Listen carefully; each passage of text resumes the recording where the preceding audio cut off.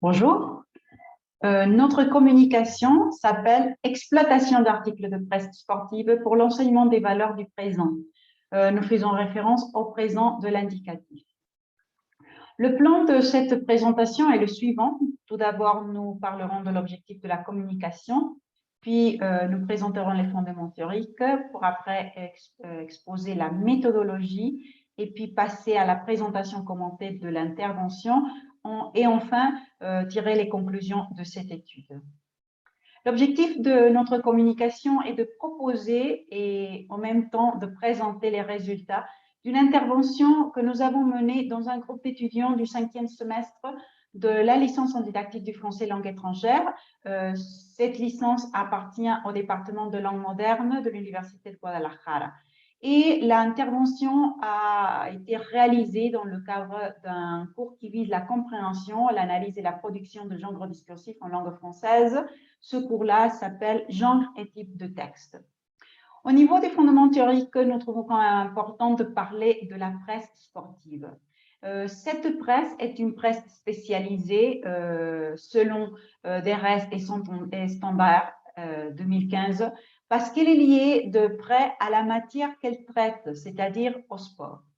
Les journalistes sportifs, donc, sont des spécialistes qui font connaître les différentes activités qui ont lieu dans un événement d'une discipline sportive, dans un milieu oral, écrit, audiovisuel, etc.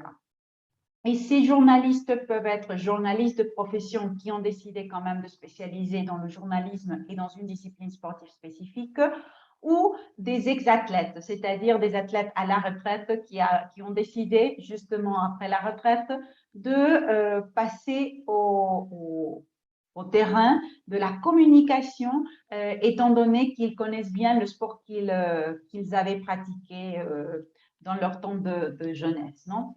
Donc, le journaliste sportif a l'occasion de se fournir sa propre matière et de fabriquer son actualité.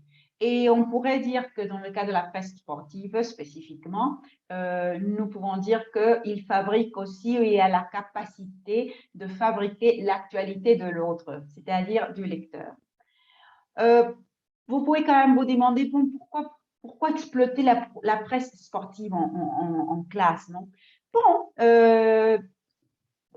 suivant les élucidations théoriques de Kuck et Gruca, d'une part, ils disent l'idéal est d'enseigner la langue étrangère à travers des textes produits dans des situations de communication réelles avec un but communicatif. Je ne suis pas contre, nous ne sommes pas contre l'utilisation, l'exploitation de textes hybrides ou de textes fabriqués avec des buts totalement didactiques.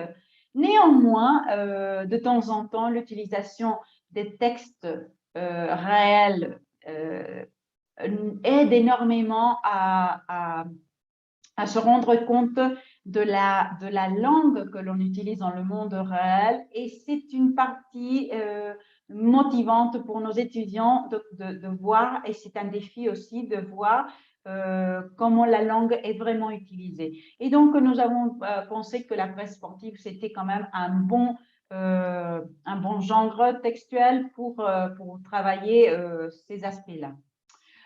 Nous tenons compte aussi des observations de Tillon sur la manière de choisir les textes à travailler en fonction des caractéristiques de nos élèves, des caractéristiques et des intérêts. Non? Donc, dans ce cas-là, nous avons vu que nos étudiants, quand même, aiment le foot, aiment le sport, mais surtout le football. Donc, nous avons pensé que c'était quand même un bon élément déclencheur pour proposer ce que nous avons proposé. Et enfin, il ne faut pas oublier d'exploiter la capacité quand même d'inférence des étudiants afin qu'ils partent du connu vers l'inconnu. Donc, c'est cette idée qui nous a poussé à utiliser la presse sportive. Alors maintenant, on passe au présent de l'indicatif. C'est vrai que nos étudiants apprennent le présent de l'indicatif dès le début, c'est-à-dire dans les premiers niveaux de leur processus d'enseignement-apprentissage. Néanmoins, comme dit Alar Kojolas, l'étude des différentes valeurs qui découlent des temps verbaux utilisés dans les articles de journaux présentent un intérêt pas seulement pour la linguistique, mais aussi pour la sémiotique. Et Alcobar Rueda signale comment dans les masses médias et surtout dans la presse sportive, le temps ou les temps sont tellement différents. Non, il y a un décalage, c'est-à-dire il y a le temps de la nouvelle qu'on rapporte, il y a le temps d'écriture, il y a le temps de la publication et il y a le temps de la lecture. Donc, il y a beaucoup de temps dans ce processus. De même, Soraya Barroso indique que le présent de l'indicatif ajoute du réalisme et de la vivacité au contenu des titres journalistiques. Il travaille exclusivement avec des titres, mais nous voulons travailler avec des articles et nous ajoutons ce qu'il dit à propos des titres, nous l'ajoutons aux articles. C'est-à-dire, nous croyons que le présent de l'indicatif ajoute cette sensation de réalisme et de vivacité. Et de l'autre côté, Meillet, dans le cas du français, il dit que le présent de l'indicatif présente ou offre un effet du réel et une prise d'actualité. Et nous sommes d'accord avec lui aussi. Donc, passons maintenant à la méthodologie. Dans ce cas-là, on va parler du contexte de l'intervention et de la proposition de notre intervention. Au niveau du contexte, il faut dire que nous avons travaillé avec 17 étudiants de la licence qu'on a déjà commentée. Les étudiants participants sont 9 garçons et 8 filles entre 19 et 28 ans. Selon le nombre d'heures d'apprentissage, ils ont un niveau B2 depuis le cadre européen de référence pour les langues. L'unité d'apprentissage, on l'avait déjà dit, s'appelle genre et type de texte. Et le but de cette unité d'apprentissage est justement de mettre en évidence les caractéristiques linguistiques, sociales et culturelles qui font qu'un genre discursif et ce genre discursif n'est pas un autre genre. Donc, notre proposition d'intervention, suivant les élucidations théoriques de Sicurel, nous proposons, comme dit Sicurel, que l'élève construise activement une compréhension d'ensemble, oui, à travers la lecture des textes. Tout au début, il faut quand même construire cette compréhension d'ensemble pour après passer à une étape de conceptualisation et systématisation à travers des exercices et enfin arriver en production. De telle manière que nous avons une proposition à 3 étapes. L'étape de compréhension, l'étape de conceptualisation, systématisation que nous avons synthétisée en une seule phase, en une seule étape, et puis après l'étape de production. Alors, c'est le moment de passer à la présentation commentée de notre intervention. Et donc, il faudra quand même voir que dans la compréhension, dans l'étape de compréhension, nous avons utilisé un instrument constitué de 2 articles sportifs avec la consigne que les étudiants identifient tous les temps présents de l'indicatif utilisé dans chaque article, non, dans les 2 articles. Et puis qu'ils déterminent le temps réel auquel les différents présents font référence. Dans ce cas-là, nous avons utilisé 2 articles. Un article qui présente le PSG, l'équipe parisienne, et dans ce cas-là, tout le monde le connaît, ou presque tout le monde connaît le référent. Et puis après, de l'autre côté, nous avons un article qui présente le tournoi marocain, le tournoi de football marocain, que personne ne connaît. Donc, nous avons utilisé ces deux instruments en présentant justement ce temps verbal comme fil conducteur et nous avons vu justement les différentes valeurs. Là, nous avons un extrait d'aujourd'hui le Maroc. Nous avons ce résultat n'affecte en rien la position de l'IRT qui garde la tête du classement avec 37 points alors que les Verts s'emparent de la 2e position, reléguant par la même le Hassania d'Agadir à la 3e marche du podium. Donc voilà, nous avons l'utilisation du présent indicatif, non en fil conducteur, comme je vous avais dit. Au niveau de la conceptualisation, systématisation, nous avons utilisé un document de référence qui présentait les caractéristiques fondamentales du présent de l'indicatif, les différentes valeurs aspectuelles et temporelles de ce temps-là et un tas d'exemples de la presse sportive. Donc là, nous avons 3 différents exemples de titres de presse. Romange signe un doublé. Le 15 de France tombe contre l'Irlande. Et dans ce cas-là, par les verbes, par la manière dont on présente le titre ou les titres, les étudiants savaient qu'il s'agissait quand même des situations qu'on rapportait des situations faciles.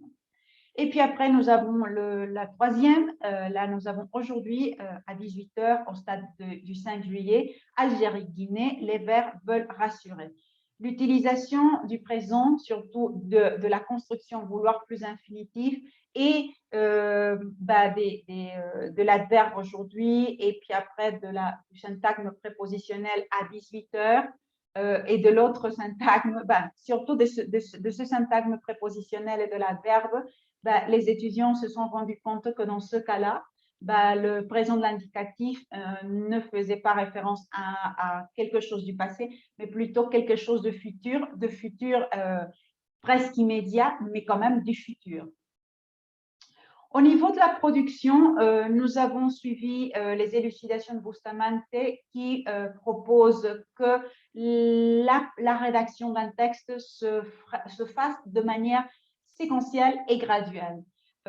Donc, comme produit final, nous avons demandé à nos étudiants d'écrire un article sportif d'environ 400 mots dans lequel ils rendaient compte d'un événement sportif au moyen du présent de l'indicatif. Ils pouvaient quand même choisir un événement international, national, local, etc. Et donc là, nous avons un exemple de cette production-là. Nous avons un fragment d'un étudiant. Le titre, c'est « Les marteaux prennent la couronne », c'est-à-dire il a utilisé un présent indicatif là. Il présente une introduction et puis après il dit « Les chefs de chaque équipe sont dans le terrain de jeu et c'est salué comme un signe de respect entre eux. Néanmoins, l'attaque des marteaux commence juste au début du match. Après un assourdissant cri du public, les deux équipes se battent dans un duel à mort. » Donc, dans ce cas-là, nous avons comment le présent de l'indicatif constitue le fil conducteur du texte, mais c'est la chronique de ce qui s'est passé dans le terrain du jeu. Elle continue son texte et presque à la fin, c'est le dernier paragraphe, il dit « Le public au stade témoigne sans doute une des finales les plus dramatiques du sport. Cependant, il ne faut pas baisser la garde. N'oublions pas que celui-ci est seulement le tournoi national et il faut maintenant se préparer pour le match international. » Dans ce cas-là, nous avons le verbe témoigner qui, d'une manière, rapporte l'événement passé. De l'autre côté, nous avons deux constructions avec falloir plus infinitif, ce qui donne l'idée de futur, c'est-à-dire ce que l'équipe devra faire, ce que les marteaux devront faire pour continuer à avoir du succès. Non, dans ce cas-là, il ne faut pas baisser la garde et il faut se préparer. Et finalement, n'oublions pas que celui-ci est seulement le tournoi national.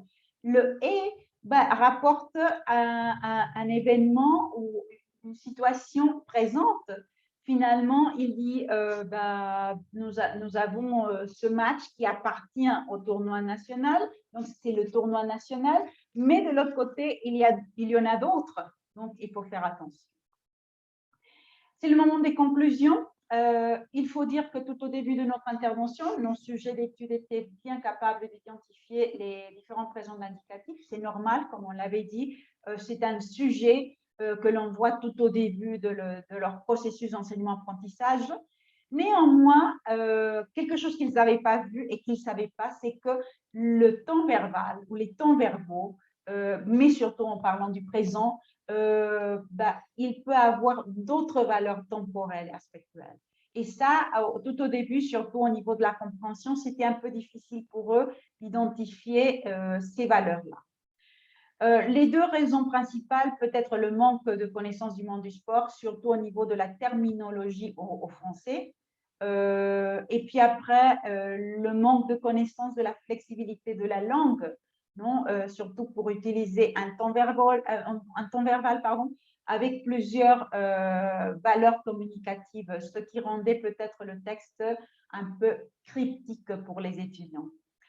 Une fois les 3 étapes de la séquence didactique réalisées, nous avons réussi à amener les étudiants à considérer le présent de l'indicatif comme un recours pour signaler des actions et des états pas exclusifs du temps présent dit réel. Néanmoins, même s'ils ont utilisé le présent de l'indicatif dans le texte que nous leur avons demandé de faire, et surtout pour rapporter un événement au passé, Les étudiants montrent une tendance à préférer le passé composé, surtout dans la rédaction d'autres genres discursifs. Qu'est-ce que ça veut dire? Nous avons continué dans le cours à travailler d'autres genres discursifs et quand on est arrivé à la biographie, à l'autobiographie, on leur a demandé de faire une toute petite autobiographie tout au début pour après passer à la biographie. Et tout le monde, sauf 2 étudiants, a préféré l'utilisation du passé simple euh, parce que, parce que et seulement 2 étudiants de ces étudiants-là a préféré l'utilisation du présent. Aucun n'a utilisé le passé simple. Donc, c'est-à-dire c'est quelque chose que la plupart a oublié, voilà, c'est quelque chose qu'il faut travailler. Donc, non, c'est-à-dire il faut travailler, il faut continuer à travailler les valeurs du présent dans d'autres genres discursifs parce que peut-être qu'ils avaient oublié, peut-être qu'ils pensaient que c'était exclusif de ce genre-là. Donc, voilà, nous trouvons qu'il faut continuer quand même.